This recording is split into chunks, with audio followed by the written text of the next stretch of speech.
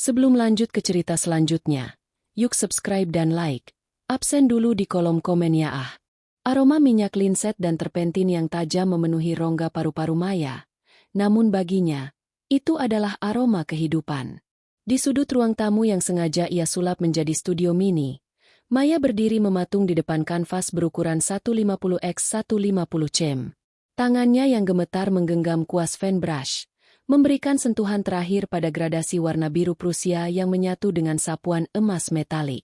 Selama 6 bulan terakhir, setiap peluh dan air mata Maya tertumpah di sana. Lukisan itu bukan sekadar warna di atas kain. Itu adalah jeritan jiwanya yang terpendam. Ia memberinya judul, Resonansi Sunyi.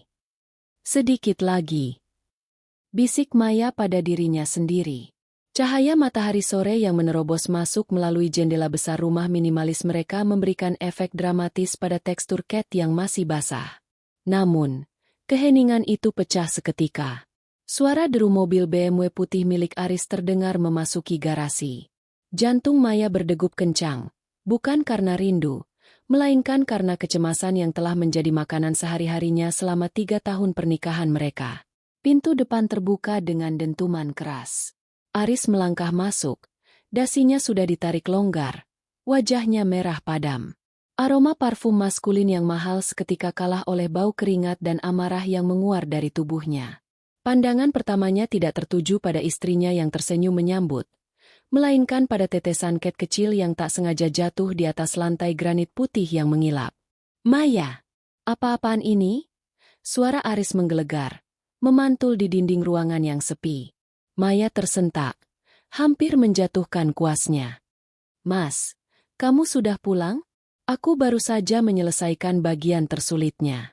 Lihat, Mas, ini adalah karya terbaikku sejauh ini. Aku tidak peduli dengan karya, atau apapun sebutanmu untuk kotoran ini. Aris memotong dengan kasar. Ia melangkah mendekat. Sepatunya mengeluarkan bunyi tuk-tuk yang mengintimidasi di atas lantai. Ia berhenti tepat di depan kanvas Maya, menatapnya dengan pandangan jijik seolah sedang melihat bangkai hewan. Lihat lantai ini, Maya. Aku membayar mahal untuk granit Italia ini, bukan untuk kau jadikan alas coret-coretan tidak berguna. Aris menunjuk noda biru kecil berukuran koin di lantai. Rumah ini seharusnya menjadi tempatku beristirahat setelah lelah mencari uang di kantor, bukan malah terlihat seperti gudang sampah atau bengkel kumuh. Maya menelan ludah, mencoba menahan sesak di dadanya. Aku akan membersihkannya, Mas. Hanya butuh 1 menit. Tapi tolong lihat dulu lukisan ini. Kurator dari Galeri Nasional bilang teknikku semakin. Kurator? Maksudmu teman-teman pengangguranmu yang sama-sama berhalusinasi itu? Aris tertawa sinis. Tawa yang selalu berhasil mengiris harga diri Maya. Dengarkan aku baik-baik. Maya, aku adalah pria logis. Aku bicara angka, bicara fakta. Selama 2 tahun terakhir, berapa banyak uang yang dihasilkan dari hobi mahalku ini? 0. Yang ada hanya pengeluaran untuk kanvas, cat impor, dan kuas yang harganya tidak masuk akal. Seni butuh waktu. Aris, ini bukan sekadar jualan barang grosir. Bela Maya dengan suara bergetar.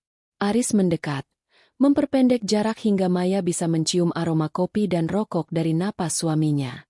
Seni? Ini bukan seni. Ini adalah pelarian bagi orang-orang yang malas bekerja kantoran. Kau tahu apa yang tetanggaku katakan? Mereka bertanya mengapa rumah manajer pemasaran sepertiku selalu berantakan dengan kain-kain kotor. Aku malu, Maya. Maya menunduk, menatap jemarinya yang ternoda warna-warni cat. Ia teringat bagaimana dulu, sebelum menikah, Aris memuji kreativitasnya. Namun setelah cincin melingkar di jari, kreativitas itu dianggap sebagai gangguan bagi citra, keluarga sempurna, yang ingin Aris bangun. Aris berjalan menuju lemari pajangan, mengambil sebuah vas bunga kosong dan menggesernya dengan kasar hanya untuk menunjukkan betapa ia mencintai keteraturan. Rumah ini adalah investasiku. Setiap sudutnya harus bersih, minimalis, dan elegan. Keberadaan benda-benda aneh ini merusak estetika rumahku. Ini juga rumahku, Mas. Lirih Maya. Aris berbalik dengan cepat. Rumahmu? Siapa yang membayar cicilannya setiap bulan? Siapa yang membayar listrik yang kau gunakan untuk menyalakan lampu studio ini sampai pagi? Aku. Jadi, aku yang menentukan aturan di sini. Aris menunjuk ke arah tumpukan kanvas lama yang tersandar di sudut ruangan dan perlengkapan lukis Maya yang tertata rapi. Aku beri waktu sampai besok pagi. Aku ingin ruangan ini bersih. Singkirkan semua sampah ini. Masukkan ke gudang. Atau lebih baik lagi, buang saja. Jika besok aku masih melihat bau cat ini menyengat di hidungku, aku sendiri yang akan bertindak. Mas, tolong. Lukisan yang ini jangan. Ini pesanan khusus, ini sangat berharga. Maya memohon, matanya mulai berkaca-kaca.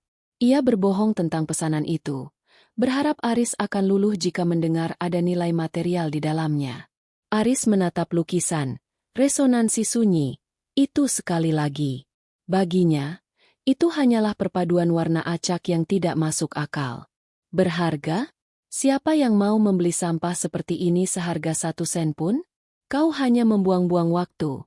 Maya, sadarlah, kau tidak punya bakat. Kau hanya seorang ibu rumah tangga yang sedang bosan. Setelah menjatuhkan vonis kejam itu, Aris melenggang pergi menuju kamar mandi, meninggalkan Maya yang hancur di tengah studionya. Maya mendekati kanvasnya, mengusap pinggiran kayu spanram dengan lembut. Air matanya jatuh, mendarat tepat di atas palet warna yang masih basah. Di luar, langit mulai menggelap, seolah ikut merasakan badai yang sedang berkecamuk di dalam rumah itu. Maya tidak tahu bahwa, besok pagi, yang dijanjikan Aris akan datang jauh lebih cepat dan dengan cara yang jauh lebih menyakitkan dari yang bisa ia bayangkan. Malam itu, suasana di meja makan terasa sebeku es di dalam freezer. Maya hanya menunduk, mengaduk-aduk nasi di piringnya tanpa selera. Di seberangnya, Aris makan dengan lahap.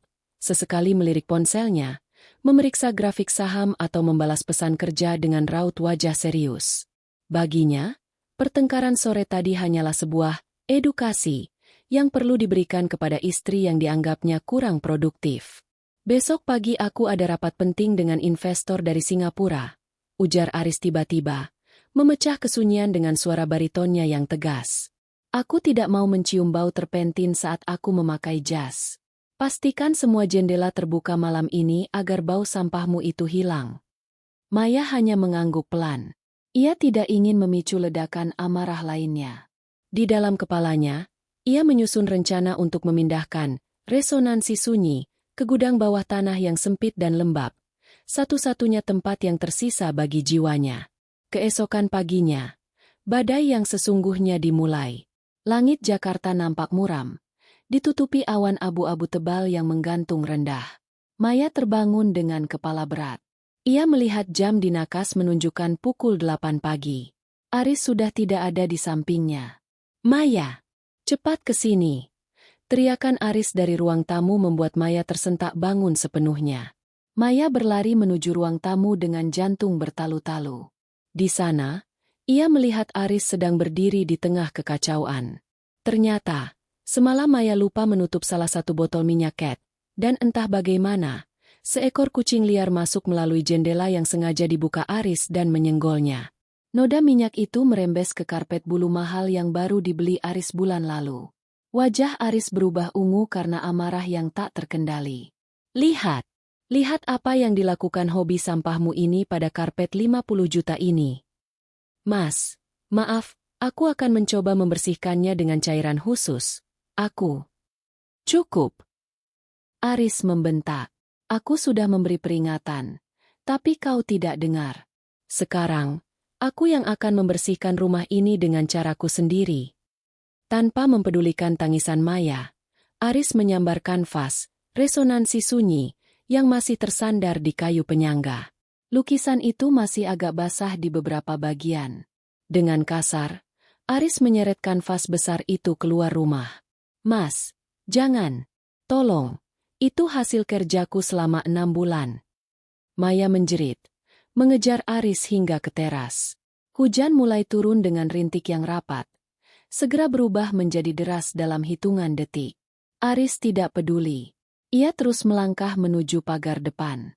Di pinggir jalan raya, tepat di samping bak sampah besi yang sudah penuh, Aris melemparkan kanvas itu ke atas aspal yang basah. Braak! Suara kayu spanram yang menghantam aspal terdengar seperti tulang yang patah di telinga Maya. Lukisan itu mendarat dengan posisi menghadap ke atas, pasrah menerima guyuran air hujan. Biar rumah bersih. Biar kau sadar bahwa tempat sampah ini adalah nilai yang pantas untuk karyamu. Aris berteriak di tengah gemuruh hujan. Ia kemudian mengambil ember bekas cat yang ada di dekat sana dan dengan sengaja menyiramkan air selokan yang kotor ke atas permukaan lukisan tersebut.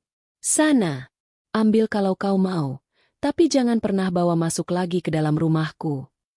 Aris masuk kembali ke dalam rumah, membanting pintu depan dan menguncinya, meninggalkan Maya yang bersimpuh di atas aspal jalanan yang dingin. Maya merangkak mendekati lukisannya. Air hujan bercampur dengan air matanya. Warna biru Prusia yang indah itu mulai luntur, bercampur dengan lumpur kecoklatan dan minyak dari aspal. Keindahan yang ia bangun dengan penuh ketelitian selama ratusan jam kini terlihat seperti rongsokan yang terbuang. Maafkan aku, bisik Maya sambil mengusap permukaan kanvas yang kasar. Tangannya kini kotor oleh lumpur dan sisa cat yang larut. Ia merasa seolah-olah Aris tidak hanya membuang lukisannya, tetapi juga membuang seluruh harga dirinya sebagai manusia. Di tengah isak tangisnya, sebuah mobil sedan hitam klasik melambat dan berhenti beberapa meter darinya. Maya terlalu hancur untuk peduli. Ia mengira itu hanya orang asing yang penasaran melihat wanita gila menangis di pinggir jalan. Seorang pria tua turun dari mobil tersebut, memegang payung hitam besar. Ia mengenakan setelan jas wol yang tampak kuno namun sangat elegan. Pria itu tidak melihat ke arah Maya terlebih dahulu, melainkan matanya terpaku pada kanvas yang tergeletak di aspal. Pria itu berjongkok di samping lukisan, mengabaikan cipratan air hujan yang mengenai sepatunya yang mengkilap.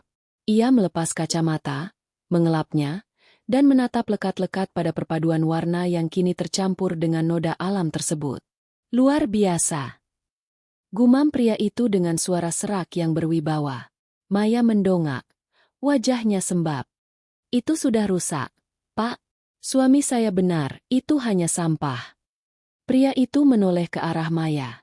Matanya yang tajam namun teduh menatap langsung ke dalam mata Maya. Sampah? Nona, apakah Anda yang melukis ini? Maya mengangguk pelan, ragu-ragu. Pria itu kembali menatap kanvas tersebut. Hujan dan lumpur ini, mereka tidak merusaknya. Mereka justru memberikan narasi yang tidak bisa dibuat oleh tangan manusia manapun. Ini adalah representasi penderitaan yang murni. Teknik impasto Anda di bawah lapisan air ini. Saya belum pernah melihat yang seberani ini dalam 10 tahun terakhir. Pria itu berdiri, lalu merogoh saku jasnya dan mengeluarkan sebuah kartu nama yang terbuat dari kertas tebal berkualitas tinggi dengan huruf timbul berwarna emas. Ia menyelipkan kartu itu di sela-sela bingkai kayu yang basah, karena Maya terlalu lemas untuk menerimanya. Nama saya Wijaya. Saya mengelola sebuah yayasan seni. Jangan biarkan lukisan ini mati di sini. Jika Anda cukup berani untuk menyelamatkan jiwa Anda sendiri, hubungi saya. Tanpa menunggu jawaban, pria itu memanggil sopirnya. Dengan hati-hati, seolah-olah sedang mengangkat bayi yang baru lahir, mereka berdua mengangkat kanvas besar yang kotor itu dan memasukkannya ke dalam bagasi mobil yang luas. Apa yang Anda lakukan? Tanya Maya bingung. Saya menyelamatkan sebuah mahakarya dari seorang pria yang buta warna, ujar Pak Wijaya sebelum menutup pintu mobilnya. Mobil itu melaju pergi, meninggalkan Maya sendirian di bawah hujan yang kian deras. Di tangannya, kini hanya ada secari kartu nama yang menjadi satu-satunya pegangan hidupnya. Sementara itu, di balik jendela rumah yang hangat, Aris mengawasi dengan senyum puas, merasa telah berhasil membersihkan hidupnya dari gangguan estetika istrinya. Ia tidak tahu bahwa di detik itu, roda nasib mulai berputar ke arah yang tidak akan pernah ia duga. Maya berdiri mematung di pinggir jalan raya yang mulai lengang. Tubuhnya menggigil, bukan hanya karena air hujan yang meresap hingga ke tulang, tetapi karena kekosongan yang tiba-tiba menghantamnya. Lukisan itu, nyawanya, telah dibawa pergi oleh orang asing. Ia menatap kartu nama di tangannya yang mulai basah. Wijaya Kusuma, Direktur Eksekutif Yayasan Seni Nusantara. Nama itu tidak asing. Maya pernah membacanya di majalah seni internasional sebagai salah satu kolektor paling berpengaruh di Asia Tenggara. Namun, ia merasa terlalu kerdil. Bagaimana mungkin orang sekelas Pak Wijaya tertarik pada rongsokan yang baru saja diinjak-injak suaminya? Maya melangkah masuk ke rumah dengan gontai. Saat ia membuka pintu, Aris berdiri di ruang tengah sambil memegang segelas jus jeruk. Tampak segar setelah mandi air hangat. Ia menatap Maya dari ujung kaki hingga ujung kepala dengan tatapan menghina. Bagus. Kau terlihat persis seperti lukisanmu itu sekarang. Kumuh dan tak berharga, ujar Aris tenang, seolah tidak baru saja melakukan kekerasan emosional yang hebat. Cepat mandi. Bersihkan dirimu. Lalu bersihkan sisa-sisa cat di studiomu. Aku ingin ruang itu kosong sebelum aku pulang kantor nanti sore. Aku akan menjadikannya ruang treadmill baru. Maya tidak menjawab. Ia tidak punya tenaga lagi untuk berdebat. Ia berjalan melewati Aris menuju kamar mandi, meninggalkan jejak air berlumpur di lantai granit yang begitu dipuja suaminya. Aris menggeram melihat lantai itu kotor lagi. Namun Maya menutup pintu dan menguncinya sebelum Aris sempat memaki. Di bawah pancuran air hangat, Maya menangis tanpa suara. Ia memikirkan kata-kata Pak Wijaya. Saya menyelamatkan sebuah mahakarya dari seorang pria yang buta warna. Kalimat itu menjadi satu-satunya pelampung di tengah samudra keputusasaannya. Sore harinya, setelah Aris berangkat ke kantor dengan angkuh, Maya membereskan studionya. Ia memasukkan kuas-kuas mahal, tabung-tabung cat minyak yang tersisa, dan sketsa-sketsa kecil ke dalam kardus. Namun, ia tidak membuangnya. Ia membawanya ke gudang kecil di belakang dapur yang jarang dikunjungi Aris karena bau apak dan tumpukan barang bekas. Di sana, di antara mesin cuci rusak dan tumpukan koran lama, Maya menyembunyikan identitasnya sebagai seniman. Dengan tangan gemetar, ia mengambil ponsel dan menghubungi nomor yang tertera di kartu nama Pak Wijaya. Halo, ini Maya. Pemilik lukisan di jalanan tadi pagi. Ucapnya lirih. Ah, Nona Maya. Saya sudah menunggu telepon Anda. Suara Pak Wijaya terdengar tenang namun penuh semangat di seberang sana. Lukisan Anda sudah berada di studio restorasi saya. Apakah Anda bisa datang ke Galeri Wijaya besok pagi jam 10? Ada sesuatu yang harus Anda lihat. Malam itu, Aris pulang dengan suasana hati yang sangat baik. Ia baru saja mendapatkan komisi besar dari penjualannya. Ia membawa pulang sushi mahal dan botol wine. Lihat, Maya, beginilah seharusnya hidup. Kita merayakan keberhasilan yang nyata, yang menghasilkan angka, ujar Aris sambil menuangkan minuman. Bukan merayakan hayalan di atas kanvas. Sekarang rumah kita terasa lebih lapang tanpa benda-benda aneh itu. Kau merasa lebih tenang, kan? Maya tersenyum tipis, sebuah senyum sandiwara yang belum pernah ia lakukan sebelumnya. Iya, Mas. Rumah terasa lebih bersih. Keesokan paginya, setelah Aris pergi, Maya segera bersiap. Ia mengenakan pakaian paling rapi yang ia miliki, meski hatinya masih diliputi keraguan. Ia menuju kawasan Menteng, tempat Galeri Wijaya berdiri megah dengan arsitektur kolonial yang elegan. Saat memasuki galeri, Maya disambut oleh keheningan yang agung. Lukisan-lukisan bernilai miliaran rupiah tergantung di dinding putih yang bersih. Pak Wijaya berdiri di ujung aula, menunggunya di depan sebuah ruangan tertutup. Mari, Nona Maya, masuklah, ajak Pak Wijaya. Di dalam ruangan itu, di bawah lampu sorot yang diatur sedemikian rupa, berdirilah resonansi sunyi. Maya terkesiap. Lukisan itu tidak lagi kotor. Pak Wijaya telah membersihkan lumpur jalanan. Namun ia tidak menghapus noda minyak aspal dan bekas goresan air hujan yang membekas secara permanen di beberapa sudut. Saya melarang tim restorasi menghapus noda-noda itu, kata Pak Wijaya, berdiri di samping Maya. Lumpur itu telah menjadi bagian dari sejarah karya ini. Ia bercerita tentang penindasan, tentang penolakan, dan tentang daya tahan. Noda-noda ini justru membuat lukisan Anda memiliki jiwa yang tidak dimiliki lukisan lain di galeri ini. Maya menutup mulutnya dengan tangan. Ia melihat karyanya dari perspektif baru. Apa yang dianggap Aris sebagai kerusakan, di mata pakar seni ini dianggap sebagai nilai tambah yang tak ternilai. Nona Maya, saya akan jujur pada Anda. Bakat Anda terlalu besar untuk dikubur di rumah seorang pria yang hanya mengerti angka. Pak Wijaya menatapnya serius. Saya ingin menyertakan lukisan ini dalam sebuah lelang internasional bergengsi di Singapura 3 bulan lagi. Tapi dengan satu syarat. Apa syaratnya, Pak? Tanya Maya dengan napas tertahan. Anda harus terus berkarya. Secara rahasia jika perlu. Saya akan menyediakan studio kecil di bagian belakang galeri ini untuk Anda gunakan kapan saja. Saya ingin Anda menghasilkan 3 karya lagi untuk mendampingi lukisan ini. Maya terdiam. Ia memikirkan Aris, kemarahannya, dan kontrolnya yang mencekik. Namun, ia juga memikirkan api yang kembali menyala di dadanya saat melihat lukisannya dihargai setinggi ini. Saya terima, Pak, jawab Maya tegas. Tapi tolong, jangan biarkan identitas saya terungkap. Suami saya, dia tidak boleh tahu. Pak Wijaya tersenyum bijak. Dalam dunia seni, anonimitas seringkali menambah nilai misteri. Kita akan menggunakan inisial M. Biarkan dunia bertanya-tanya siapa wanita hebat di balik karya-karya ini. Hari itu, Maya pulang dengan langkah yang berbeda. Ia masih menjadi istri yang patuh di mata Aris, tapi di dalam dirinya, seorang pemberontak telah lahir. Ia mulai menjalani kehidupan ganda, menjadi pelayan di penjara, minimalis suaminya saat pagi dan malam, serta menjadi pelukis yang penuh gairah di studio rahasianya saat siang hari. Ia tidak tahu bahwa perjalanan ini akan membawanya ke sebuah panggung yang jauh lebih besar, di mana harga diri yang dibuang Aris ke aspal akan kembali dalam bentuk kejayaan yang akan membuat suaminya bertekuk lutut. Menjalani kehidupan ganda ternyata jauh lebih melelahkan daripada yang dibayangkan Maya. Setiap pagi, setelah Aris berangkat dengan sedan mewahnya yang selalu mengilap, Maya harus segera bertransformasi. Ia harus memastikan seluruh rumah sudah dalam kondisi sempurna, menurut standar Aris sebelum ia bisa melarikan diri ke galeri Pak Wijaya.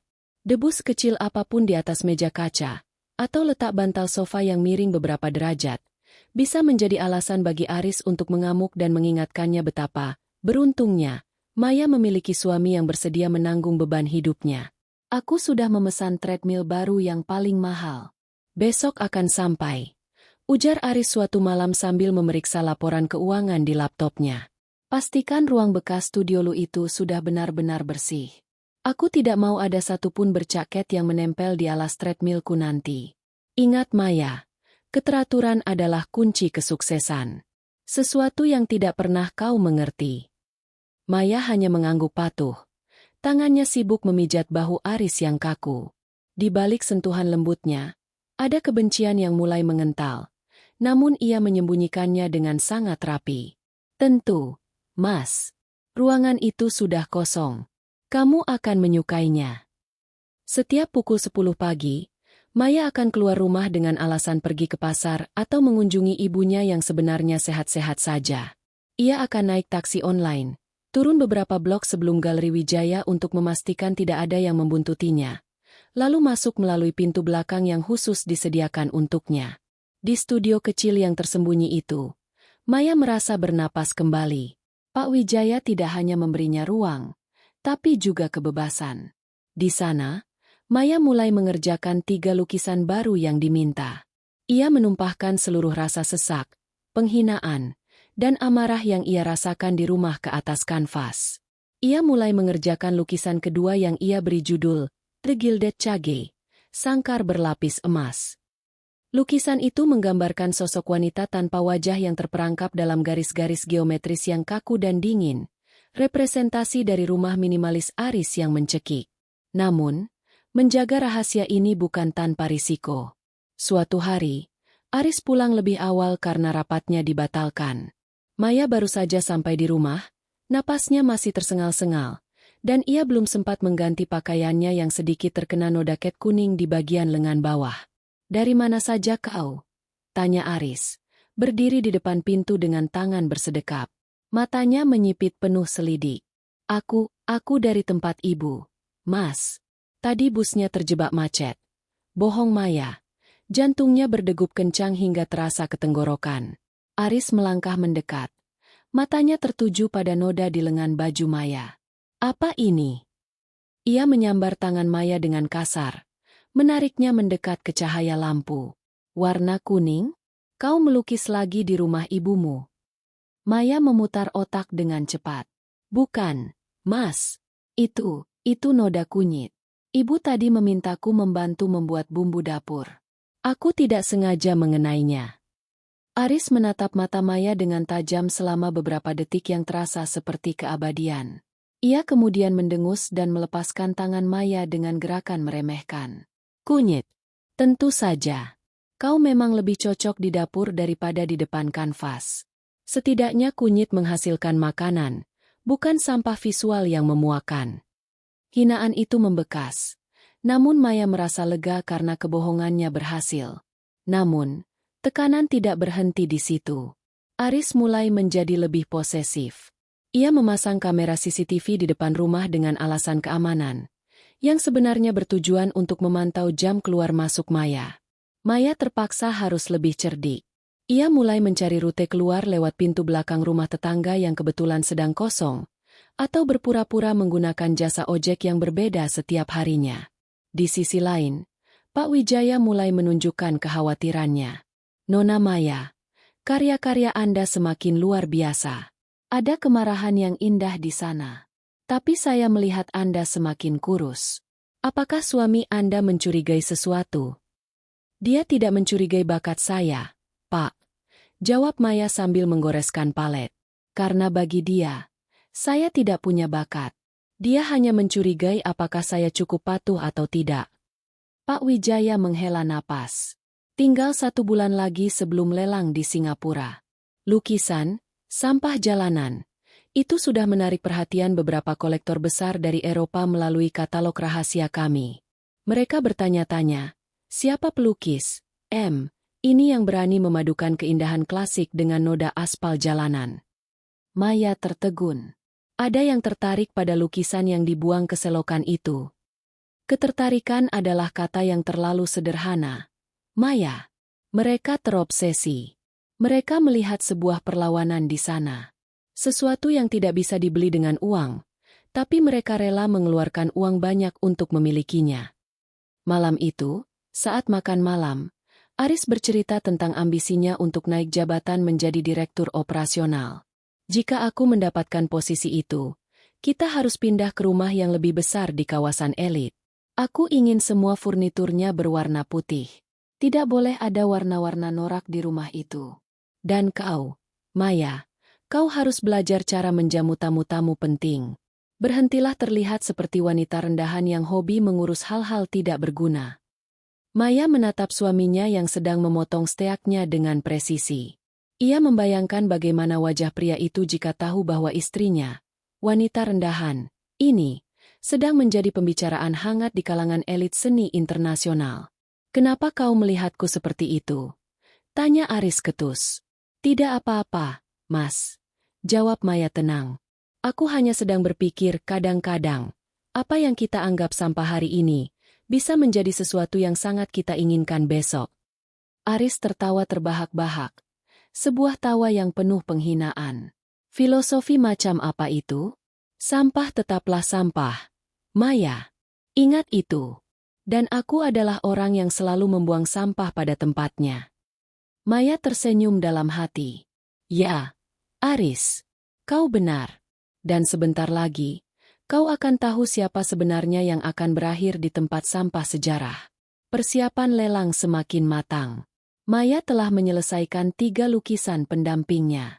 Pak Wijaya telah mengurus semua logistik untuk pengiriman karya ke Singapura. Namun, sebuah tantangan besar muncul. Maya harus hadir di acara lelang tersebut sebagai tamu kehormatan, meskipun identitasnya tetap dirahasiakan sebagai pelukisnya. Bagaimana ia bisa pergi ke Singapura selama 3 hari tanpa membuat Aris curiga? Maya tahu, ia sedang bermain api, dan jika ia tidak hati-hati, seluruh rencananya bisa hangus sebelum palu lelang diketuk. Kehidupan di rumah besar itu semakin terasa seperti sebuah pertunjukan teater di mana Maya memegang peran sebagai figuran yang bisu. Aris, yang kini sedang mengincar posisi direktur operasional, semakin gila kontrol. Baginya, Maya bukan lagi seorang istri, melainkan sebuah aksesori rumah tangga yang harus selalu berada di tempatnya, bersih, dan tidak bersuara. Minggu depan akan ada audit internal dan kunjungan dari Dewan Komisaris ke kantor, ujar Aris sambil merapikan koleksi jam tangan mahalnya di dalam kotak kayu berlapis bludru. Aku butuh fokus 100%. Jangan ganggu aku dengan keluhan apapun. Dan pastikan baju-bajuku sudah disetrika dengan uap. Aku tidak mau ada satu kerutan pun terlihat di depan mereka. Maya mengangguk sambil meletakkan secangkir kopi hitam tanpa gula, persis seperti yang disukai Aris, di meja kerja. Tentu, Mas. Oh ya. Aku ingin memberitahumu. Ibu menelepon kemarin. Kondisinya agak menurun. Dia bilang kangen sekali padaku. Aku berencana menginap di rumah ibu di desa selama 3 hari, minggu depan. Aris mendongak. Matanya menatap tajam di balik kacamata bermereknya. Minggu depan? Saat aku sedang sibuk-sibuknya? Kau egois sekali. Maya, siapa yang akan menyiapkan sarapanku? Siapa yang akan memastikan rumah ini tetap rapi saat aku pulang larut malam? Aku akan menyiapkan semua makanan di freezer. Mas, kamu tinggal memanaskannya. Bei Inah juga bisa datang lebih pagi untuk bersih-bersih. Jawab Maya dengan nada sedatar mungkin, meski jantungnya berdegup kencang. Ini adalah bagian dari rencana besar yang disusunnya bersama Pak Wijaya. Minggu depan adalah jadwal lelang di Singapura. Aris mendengus kasar. Ya sudah, pergi saja. Lagi pula kalau kau di sini, kau hanya akan mondar-mandir tidak jelas. Tapi ingat, jangan minta uang tambahan untuk perjalanan itu. Gunakan uang belanjamu yang tersisa. Aku tidak mau membiayai perjalanan yang tidak menghasilkan apa-apa. Terima kasih, Mas. Lirih Maya. Ia merasa getir. Uang belanja yang diberikan Aris sebenarnya sangat pas-pasan. Namun Aris tidak tahu bahwa Maya telah menabung diam-diam. Melalui bantuan Pak Wijaya, beberapa sketsa studi dan lukisan kecil Maya yang ia kerjakan di sela waktu luangnya telah terjual ke kolektor privat. Nilainya memang belum miliaran, tapi lebih dari cukup untuk tiket pesawat dan biaya hidup mandiri jika saatnya tiba. Hari-hari menjelang keberangkatan menjadi sangat berat. Aris semakin sering merendahkan Maya, terutama saat mereka menghadiri acara makan malam perusahaan. Di sebuah restoran mewah, Aris duduk dikelilingi oleh rekan kerjanya yang membawa istri-istri mereka, wanita-wanita karir yang sibuk membicarakan target kuartal dan investasi saham. Maya hanya duduk diam, mencoba menikmati makanannya. Aris, kudengar istrimu dulu kuliah seni, ya? Tanya seorang manajer senior, mencoba berbasa-basi. Aris tertawa kecil. Suara tawanya mengandung nada ejekan yang sangat kentara. Ah, itu kan dulu. Zaman masih muda dan penuh hayalan. Sekarang dia sudah sadar bahwa seni tidak bisa memberi makan. Dia sekarang menjadi manajer kebersihan di rumah kami. Itu jauh lebih berguna, bukan? Rekan-rekan Aris tertawa sopan, sementara istri-istri mereka menatap Maya dengan pandangan iba yang merendahkan. Maya meremas serbet di bawah meja hingga buku-buku jarinya memutih. Ia menatap Aris, yang tampak sangat bangga dengan leluconnya. Pria itu sama sekali tidak menyadari bahwa wanita di sampingnya ini sedang memegang tiket menuju dunia yang bahkan tidak bisa diimpikan oleh Aris. Kenapa diam saja, Maya? Ayo, ceritakan pada mereka bagaimana kau membuang-buang uangku untuk membeli kuas dari bulu hewan langka yang akhirnya hanya berakhir di tempat sampah. Desak Aris, sengaja ingin mempermalukan Maya lebih dalam. Maya mengangkat wajahnya, menatap Aris dengan senyum yang sulit diartikan. Seni memang mahal, Mas. Tapi kebodohan dalam menilai sesuatu seringkali jauh lebih mahal harganya. Suasana meja makan mendadak hening. Aris mengerutkan kening, merasa tersinggung namun tidak bisa meledak di depan rekan-rekannya. Kau mulai pintar bicara, ya? Mungkin karena terlalu sering bergaul dengan ibumu di desa. Setelah makan malam yang menyesakkan itu, di dalam mobil saat perjalanan pulang, Aris meledak. Jangan pernah berani menyindirku di depan teman-temanku lagi. Kau pikir kau siapa? Tanpa aku, kau hanya wanita gelandangan yang akan tidur di atas kanvas kotor. Maya hanya menatap keluar jendela, melihat lampu-lampu kota yang kabur karena kecepatan mobil. Aku tidak menyindirmu, Mas. Aku hanya menyatakan kebenaran. Kebenaran? Kebenarannya adalah kau tidak berguna. Kau beruntung aku masih mau mempertahankanmu di rumah ini setelah semua kerugian yang kau buat. Maya menutup matanya. Kata-kata itu sudah tidak lagi menyakitinya. Mereka justru menjadi bahan bakar yang membakar habis sisa-sisa keraguannya. Ia teringat lukisan ketiga yang ia selesaikan di studio Pak Wijaya, sebuah karya yang ia beri judul The Silent Grudge, Dendam yang Diam. Lukisan itu penuh dengan warna merah gelap yang tertutup oleh lapisan putih tipis, seperti kemarahan yang ditekan di bawah topeng kepatuhan.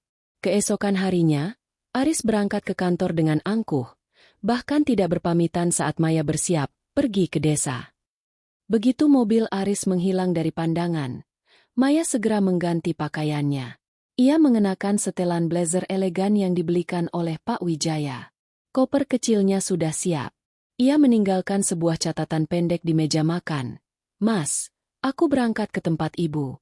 Makan malam sudah ada di kulkas. Jangan lupa kunci pintu belakang.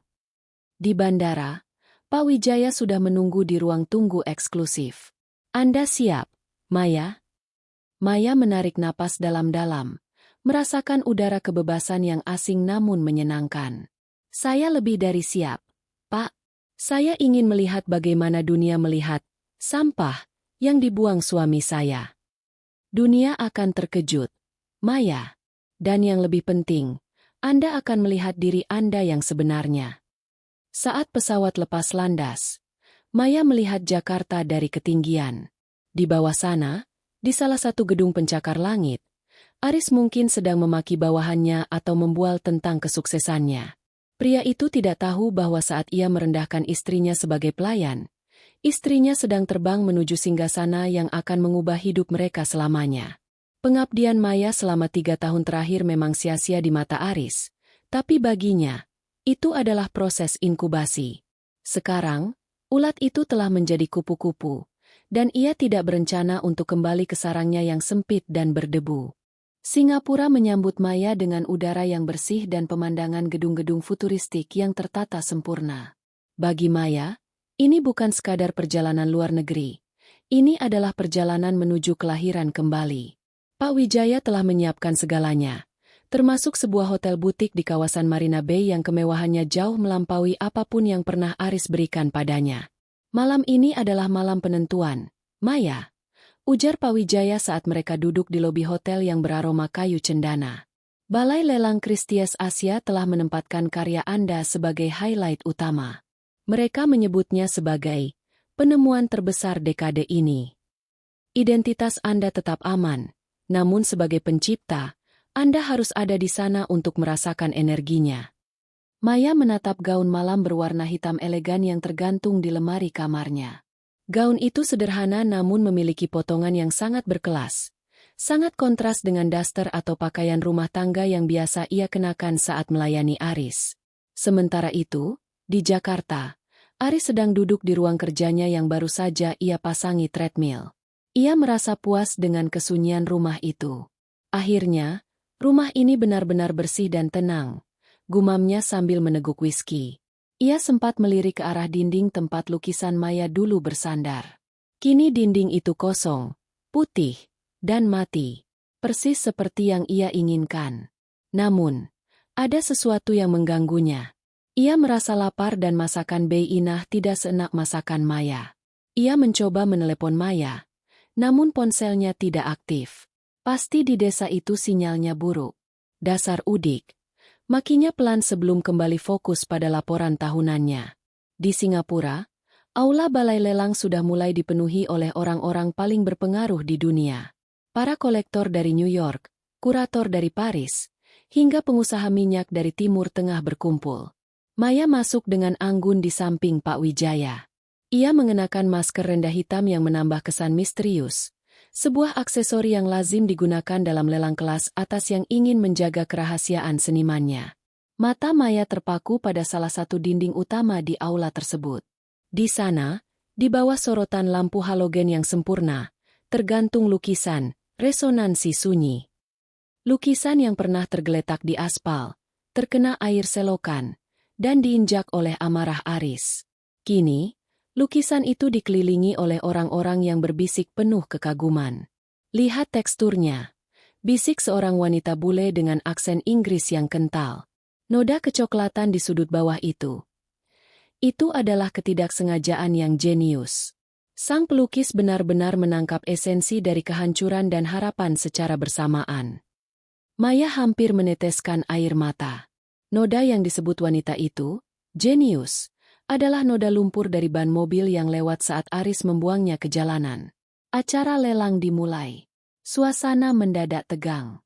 Juru lelang, seorang pria parubaya dengan suara bariton yang mantap, mulai membuka penawaran untuk karya-karya lain. Maya duduk di barisan belakang. Tangannya bertaut erat. Ia merasa seperti sedang menunggu vonis pengadilan. Namun kali ini pengadilannya adalah dunia yang ia cintai. Dan sekarang, kita sampai pada lot 42. Suara juru lelang bergema, membuat seluruh ruangan hening seketika. Sebuah mahakarya kontemporer dari seorang pelukis anonim berinisial M. Karya ini ditemukan dalam kondisi yang sangat dramatis, mencerminkan perjuangan murni seorang seniman di tengah penolakan. Layar besar menampilkan foto detail lukisan tersebut. Maya merasa jantungnya berhenti berdetak saat melihat bayangannya sendiri di layar. Kita buka penawaran untuk The Rejected Beauty, judul internasional yang diberikan untuk karya ini, mulai dari angka 500 juta rupiah. Tangan-tangan mulai terangkat. 600 juta. 750 juta di barisan tengah. 1 miliar di telepon dari kolektor London. Maya menggenggam lengan kursi dengan kuat. Aris selalu menganggapnya sebagai beban finansial. Seorang istri yang hanya bisa menghabiskan uang tanpa pernah bisa menghasilkannya. Dan sekarang, dalam hitungan menit, angka-angka yang diteriakkan di ruangan ini sudah melampaui gaji tahunan Aris sebagai manajer. 1 miliar 200 juta. 1 miliar 500 juta. Persaingan semakin memanas antara seorang kolektor lokal Singapura dan seorang pengusaha dari Jepang. Harga terus merangkak naik. Pak Wijaya menoleh ke arah Maya dan memberikan jempol kecil. Matanya berbinar bangga. 1 miliar 800 juta. Juru lelang berteriak dengan semangat yang menular. Ada lagi? 1 miliar 800 juta untuk karya luar biasa ini? Ini adalah sejarah. Hadirin sekalian. Tiba-tiba, seorang pria di barisan depan mengangkat papan penawarannya dengan tenang. 2 miliar rupiah. Keheningan melanda aula. Angka itu adalah rekor untuk pelukis baru yang belum memiliki nama besar sebelumnya. 2 miliar rupiah sekali, 2 miliar rupiah 2 kali. Juru lelang mengangkat palu kayunya. 3 kali. Terjual kepada tuan dari Hong Kong seharga 2 miliar rupiah. Tok! Suara palu itu terdengar seperti ledakan di telinga Maya. Ia tidak bisa lagi menahan air matanya. Air mata itu jatuh, namun bukan karena kesedihan.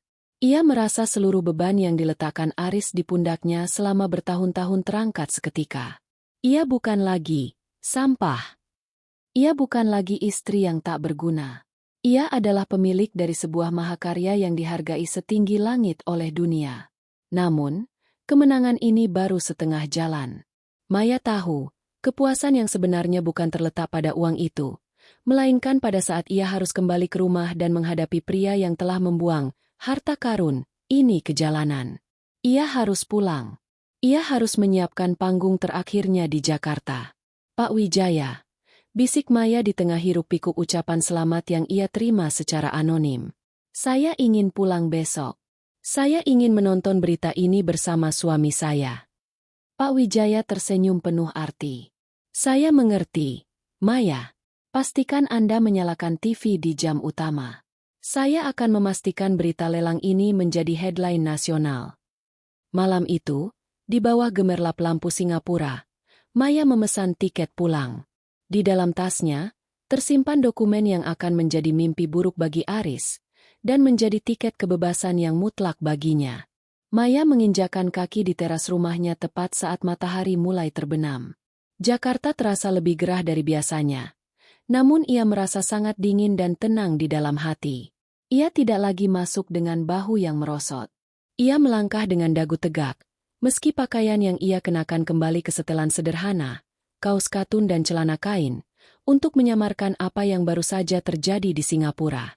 Di dalam, aroma pengharum ruangan otomatis yang berbau hutan pinus memenuhi indera penciumannya.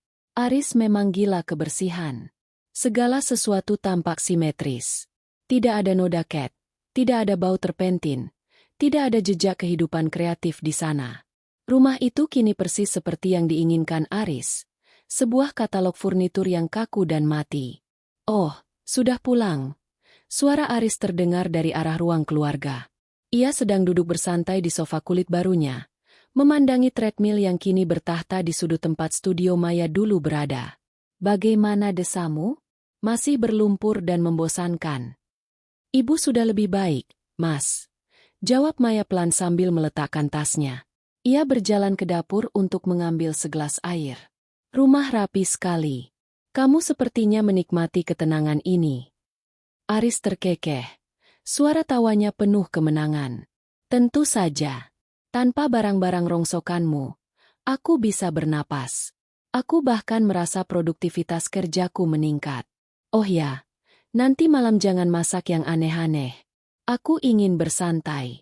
Aku baru saja memenangkan tender besar, dan aku ingin merayakannya dengan menonton siaran berita ekonomi internasional. Ada rumor perusahaan kita akan disebut sebagai mitra strategis. Tentu, Mas. Aku akan siapkan camilan, sahut Maya.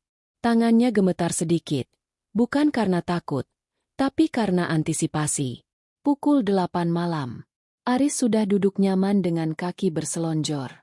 Ia menyalakan televisi LED 65 inci miliknya, berpindah-pindah saluran hingga sampai pada saluran berita bisnis dan gaya hidup internasional yang sering menayangkan tren pasar global. Sini, Maya. Duduk. Perintah Aris tanpa menoleh. Lihat ini. Ini adalah dunia orang-orang sukses. Bukan dunia hayalanmu. Mereka bicara tentang aset, tentang investasi yang nyata. Maya duduk di ujung sofa, sedikit menjaga jarak. Ia merasa seperti sedang duduk di samping orang asing. Acara berita tersebut mulai membahas pergerakan pasar seni dunia sebagai bentuk investasi alternatif yang sedang naik daun. Aris mencibir. Lihat itu, orang-orang kaya punya terlalu banyak uang sampai bingung mau dibuang kemana. Membeli coretan-coretan tidak jelas dengan harga selangit. Tapi setidaknya, mereka membeli dari pelukis yang punya nama, bukan dari amatir sepertimu. Tiba-tiba, nada musik berita itu berubah menjadi lebih dramatis. Sang pembawa berita wanita dengan setelan jas rapi muncul di layar dengan latar belakang gedung Marina Bay Sands. Breaking news malam ini datang dari lantai lelang Christie's Singapura. Sebuah kejutan besar baru saja mengguncang dunia seni kontemporer Asia. Sebuah lukisan yang awalnya dianggap hilang atau hancur, muncul dan memecahkan rekor untuk kategori seniman pendatang baru. Aris menyesap kopinya. Masih belum terlalu tertarik. Paling-paling lukisan pelukis tua yang sudah mati. Lukisan berjudul The Rejected Beauty, karya pelukis misterius berinisial M, terjual dengan harga fantastis. Lanjut sang pembawa berita. Kamera kemudian menyorot gambar lukisan tersebut di layar penuh. Aris terdiam. Cangkir kopi yang ia pegang berhenti di depan mulutnya. Matanya menyipit. Tunggu dulu. Bisik Aris. Ia memajukan posisi duduknya. Wajahnya hampir menempel ke layar TV. Itu kan. Gambar di televisi menampilkan detail sapuan warna biru Prusia dan emas metalik yang sangat khas. Namun, yang membuat jantung Aris seolah berhenti berdetak adalah bagian bawah kanvas tersebut. Di sana terdapat noda kecoklatan yang tidak beraturan dan bekas goresan vertikal yang nampak seperti bekas aspal. Menariknya, suara pembawa berita terdengar lagi, Kurator menyatakan bahwa noda lumpur dan bekas aspal pada karya ini bukan sengaja dilukis, melainkan hasil dari sebuah tragedi nyata di mana karya ini sempat terbuang di jalanan sebelum diselamatkan oleh seorang kolektor ternama. Wajah Aris mulai memucat. Ia mengenali pola itu. Ia mengenali noda yang ia buat sendiri saat ia menyeret kanvas itu keluar rumah di bawah hujan. Ia ingat betul bagaimana ia menyiramkan air selokan ke atasnya untuk menghina Maya. Maya itu. Suara Aris parau, telunjuknya gemetar menunjuk ke arah layar. Itu lukisan yang aku buang waktu itu, kan? Maya tetap diam, menatap layar televisi dengan wajah datar. Dan baru saja diketuk palu dengan harga akhir $200.000 Singapura, atau setara dengan 2 miliar rupiah lebih. Sang pembeli adalah kolektor papan atas dari Hong Kong yang menyebut karya ini sebagai simbol ketabahan yang tak ternilai. Prang! Cangkir kopi di tangan Aris terlepas dan pecah di atas lantai granit mahalnya. Cairan hitam itu merembes kemana-mana. Tapi Aris tidak peduli. Ia tidak lagi memikirkan kebersihan lantainya. Ia menoleh ke arah Maya dengan wajah yang kini benar-benar pucat pasi. Seperti orang yang baru saja melihat hantu. 2 miliar. Aris tergagap. Maya, katakan padaku itu bukan lukisanmu. Katakan padaku itu hanya mirip saja. Maya menoleh perlahan, menatap langsung ke dalam mata Aris yang penuh ketakutan. Kenapa, Mas? Bukankah kau bilang itu sampah? Tapi itu 2 miliar. Maya, itu uang yang sangat banyak. Aris mulai berdiri, mondar-mandir dengan panik. Siapa yang mengambilnya dari pinggir jalan? Siapa yang membawanya ke sana? Kita harus cari orang itu. Itu milik kita. Itu milikku karena itu ada di wilayah rumahku. Maya berdiri perlahan. Keanggunan yang ia pelajari di Singapura kini terpancar sepenuhnya. Bukan milikmu, Aris. Kamu sudah membuangnya. Kamu menyebutnya sampah. Kamu melepaskan hak kepemilikanmu saat kamu membuangnya ke jalanan agar rumahmu bersih. Aris berhenti bergerak. Ia menatap Maya dengan tatapan yang sangat asing, campuran antara keserakahan yang meledak dan penyesalan yang terlambat. Ia menyadari satu hal, ia baru saja membuang kekayaan yang jauh lebih besar dari semua bonus kantornya selama 10 tahun, hanya karena keangkuhan dan kebutaannya. Maya, kita bisa perbaiki ini. Suara Aris melembut secara manipulatif. Ia mencoba mendekat dan memegang tangan Maya. Kita cari tahu siapa, itu. Kita bisa bilang itu punya kita. Aku adalah, Aris. Potong Maya dingin. Aris mematung. Dunia seolah runtuh di sekelilingnya. Keheningan yang menyusul pengakuan Maya terasa lebih berat daripada dentuman palu lelang di Singapura. Aris berdiri terpaku, mulutnya sedikit menganga, sementara matanya beralih antara wajah istrinya yang tenang dan layar televisi yang masih menampilkan cuplikan lukisan berharga miliaran rupiah itu. Apa yang kau katakan? Suara Aris nyaris berupa bisikan yang pecah. Kau adalah, Jangan bercanda. Maya, ini bukan waktunya untuk melucu. Maya berjalan menuju laci meja di sudut ruangan. Laci yang biasanya hanya berisi tagihan listrik dan brosur swalayan. Dari sana, ia mengeluarkan sebuah amplop tebal berwarna krem dengan stempel timbul Christies. Ia melemparkannya ke atas meja kopi, tepat di samping pecahan cangkir yang masih berserakan. Bacalah, ujar Maya singkat. Dengan tangan yang gemetar hebat, Aris membuka amplop itu. Di dalamnya terdapat sertifikat keaslian karya, kontrak penjualan, dan surat resmi yang menyatakan bahwa adalah inisial dari Maya. Di lembar paling belakang, terdapat salinan bukti transfer deposit awal yang angkanya memiliki nol yang begitu banyak hingga Aris harus menghitungnya 2 kali. Wajah Aris yang tadinya pucat kini berubah menjadi abu-abu. Ia jatuh terduduk kembali ke sofa kulitnya yang mahal. Sofa yang kini terasa seperti tumpukan kayu keras yang tidak nyaman. 2 miliar. Gumam Aris. Matanya kosong menatap kertas di tangannya. Aku membuang 2 miliar ke selokan. Tiba-tiba, sebuah kilatan keserakahan muncul di mata Aris. Ia mendongak, menatap Maya dengan senyum yang dipaksakan, Sebuah senyum yang biasa ia gunakan untuk merayu klien besar di kantor. Sayang, Maya. Suara Aris mendadak berubah menjadi lembut, hampir seperti merintih.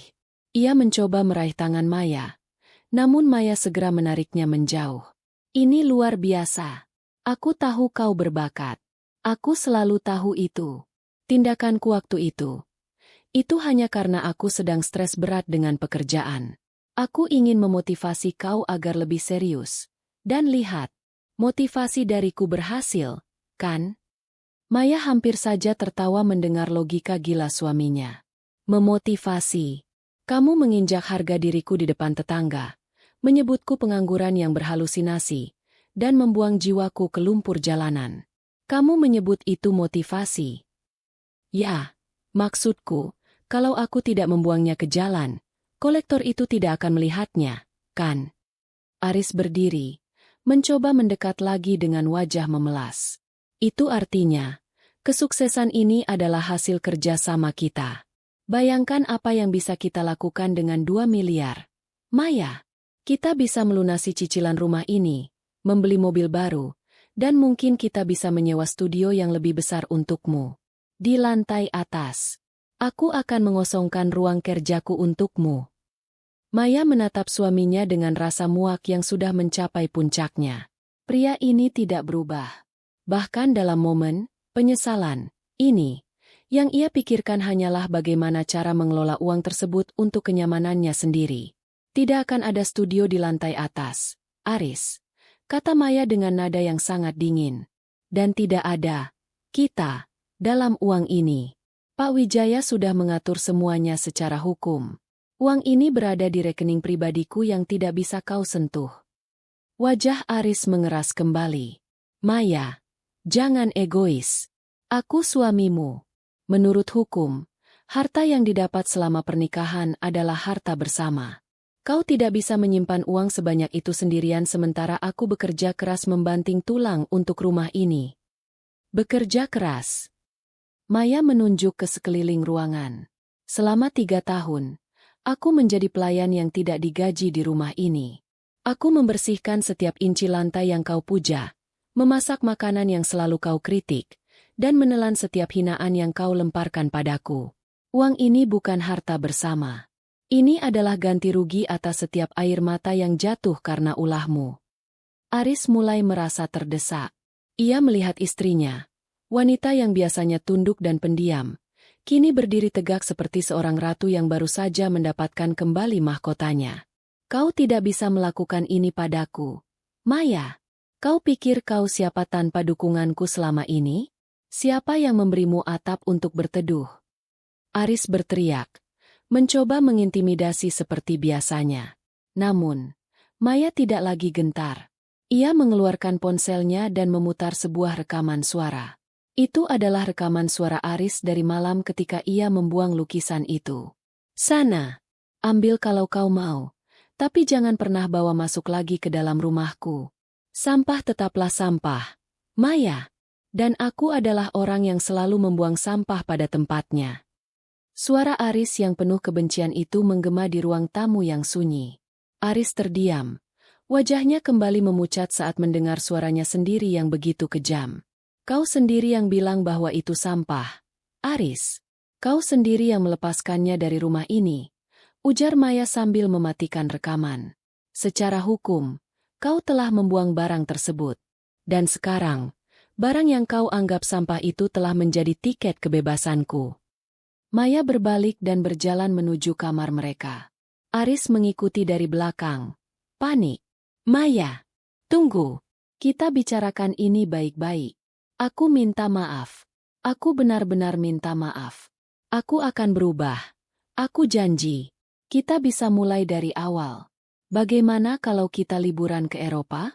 Kau bisa melukis di sana. Di Paris. Maya berhenti di depan pintu kamar, lalu berbalik sebentar. Kamu tidak mencintaiku, Aris. Kamu hanya mencintai angka 2 miliar itu. Dan sayangnya, angka itu tidak mencintaimu. Maya masuk ke kamar dan mengunci pintu dari dalam, meninggalkan Aris yang memukul-mukul pintu dengan frustrasi. Di dalam kamar, Maya melihat koper yang belum sempat ia bongkar sepenuhnya. Ia mengeluarkan sebuah katalog seni dari Singapura. Di sampul belakang, terdapat kutipan dari Pak Wijaya. Seni tidak butuh izin untuk menjadi berharga, ia hanya butuh mata yang mampu melihat jiwanya. Malam itu, Aris tidak tidur. Ia duduk di sofa, menatap pecahan cangkir kopi dan noda hitam di lantai granitnya. Untuk pertama kalinya, ia merasa rumah minimalisnya yang sangat bersih itu terasa seperti penjara yang paling kotor dan menyesakkan di dunia. Ia baru saja menyadari bahwa dalam upayanya membersihkan rumah dari sampah, ia sebenarnya telah membuang satu-satunya hal paling berharga dalam hidupnya. Sementara itu, Maya menatap langit malam dari balik jendela kamar. Besok akan menjadi hari pertama dari sisa hidupnya. Dan ia sudah memutuskan bahwa saat matahari terbit nanti, Aris tidak akan lagi menjadi bagian dari lukisan masa depannya. Matahari pagi menembus jendela kaca besar di ruang tamu, menyinari noda kopi yang sudah mengering di atas granit Italia milik Aris. Pria itu masih terduduk di sofa. Matanya merah karena tidak tidur semalaman. Ia berharap semua yang terjadi semalam hanyalah mimpi buruk akibat kelelahan kerja. Namun, pecahan keramik di lantai dan amplop Kristies di atas meja adalah bukti nyata yang menampar logikanya. Pintu kamar terbuka. Maya keluar dengan pakaian yang rapi, tas tangan tersampir di bahunya, dan sebuah map biru di tangan kiri. Tidak ada lagi raut kesedihan atau ketakutan di wajahnya. Yang tersisa hanyalah ketenangan yang mematikan. Maya. Aris berdiri dengan terhuyung. Kau sudah bangun? Aku sudah menyiapkan sarapan. Maksudku, aku akan memesankannya. Kita perlu bicara tenang, sebagai suami istri. Maya meletakkan map biru itu di atas meja, tepat di depan Aris. Tidak perlu memesan apapun, Aris. Waktu kita untuk bicara sebagai suami istri sudah habis semalam. Silakan tanda tangani ini. Aris melihat judul dokumen di dalam map tersebut. Gugatan cerai dan kesepakatan pemisahan harta. Apa-apaan ini? Aris berteriak. Suaranya serak. Cerai? Hanya karena masalah lukisan itu? Maya, jangan kekanak-kanakan. Kita punya masa depan yang besar sekarang. Dengan uang 2 miliar itu, kita bisa pindah ke real estate yang lebih mewah.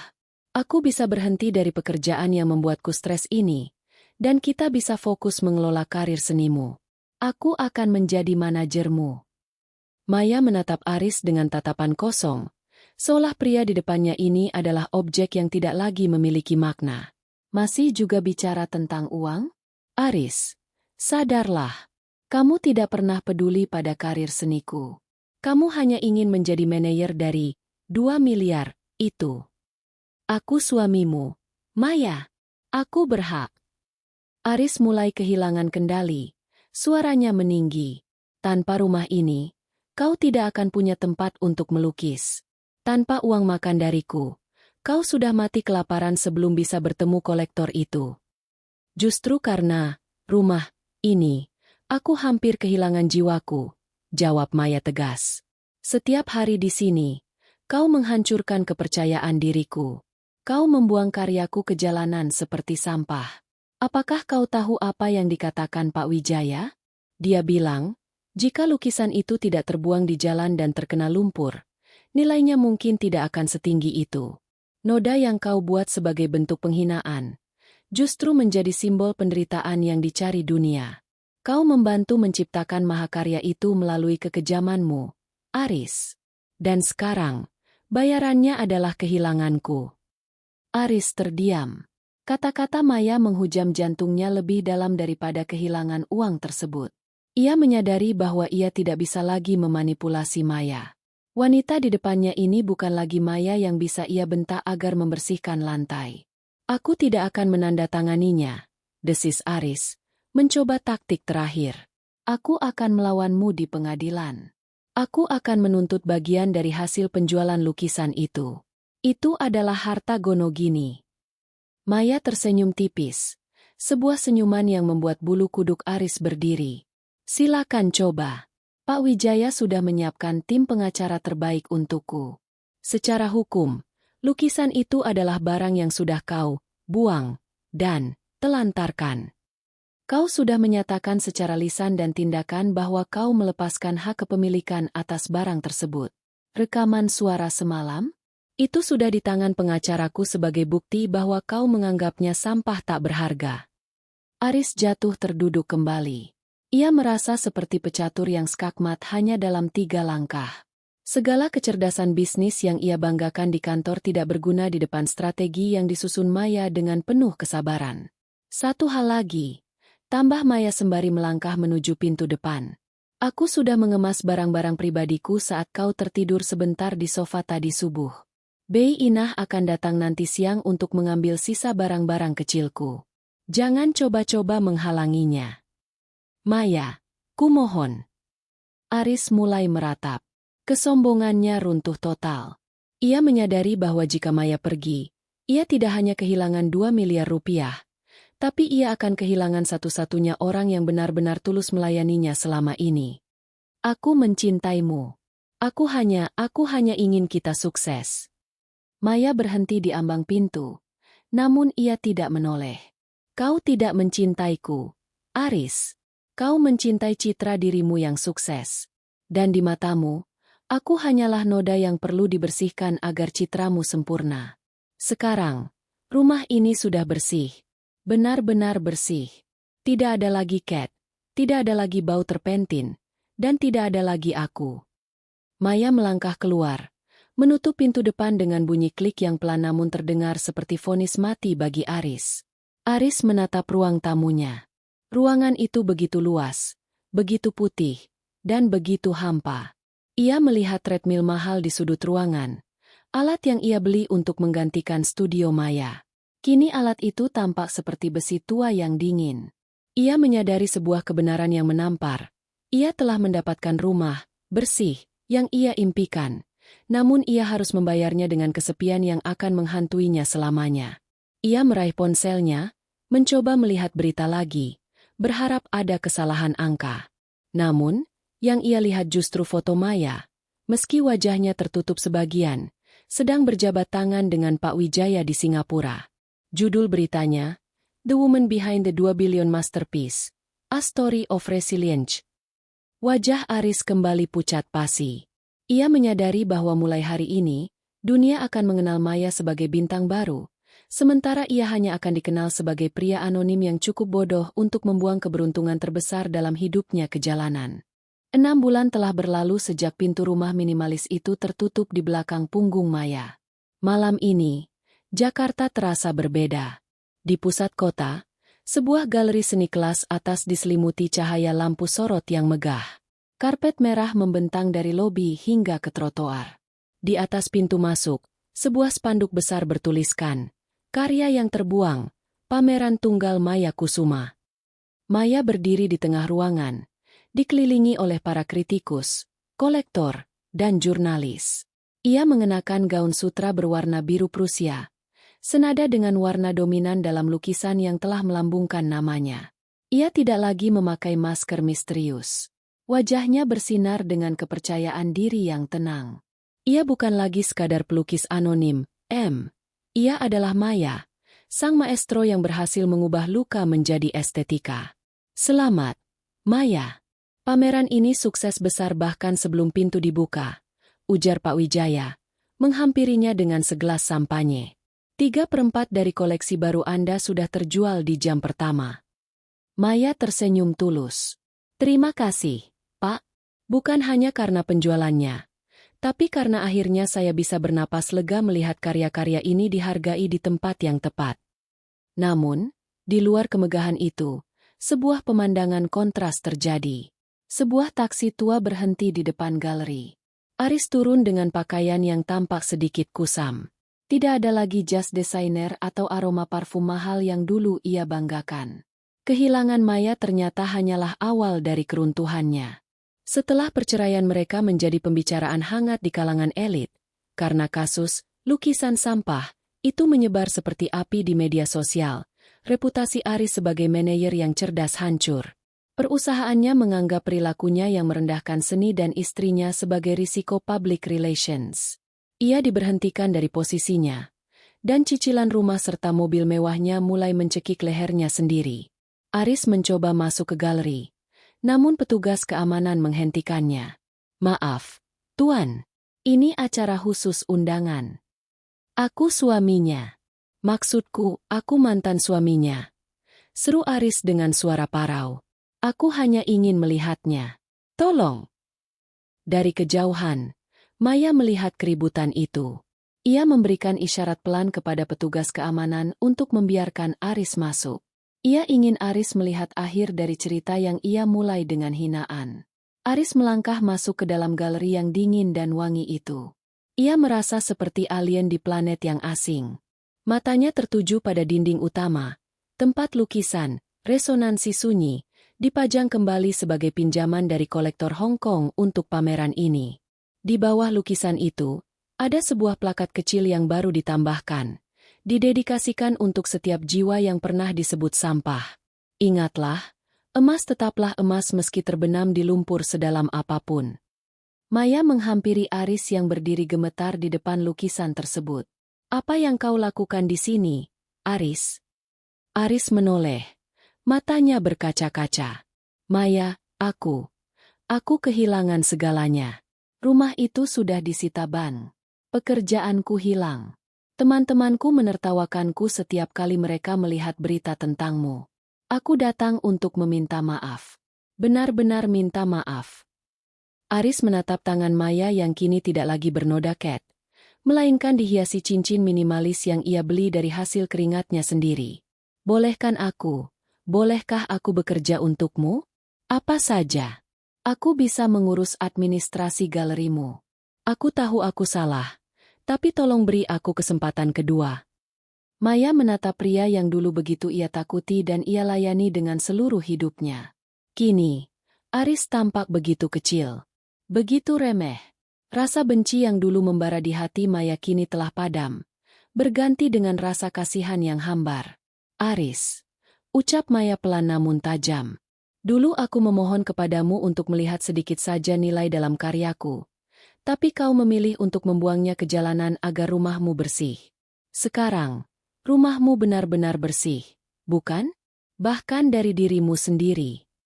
Maya mengambil sebuah katalog pameran dan menandatanganinya di halaman depan.